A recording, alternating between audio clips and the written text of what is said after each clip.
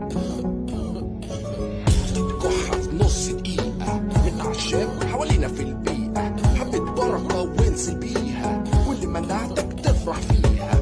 ورق دوا فويا النعناع هيحسسك بالاستمتاع، حبة شمر والبندكر ومش تحيل للشجر. لو عندك تنفس وحموضة وحرقان اديني سنة بسيطة من عشب حصل لي بان. لو زورك في التهاب لطيف الجنزبيل. لو عندك ضغط عالي ما تحطش منه كتير. وفونك الجميل ودقتين يا دوب عشان السب بتاعها يبقى اسهل يدوب. لو عندك حتة كبة اكيد اسهل كتير. خد بالك من زيوتها علشان ممكن تطير.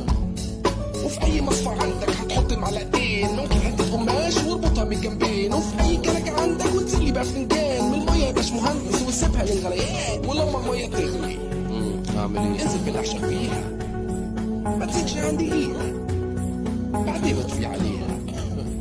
لو عندك احتقان او حتى برد الكحة مناخيرك دايما ترشح او صوتك في بحة اشرب 3 مرات هترجع لك الصحة.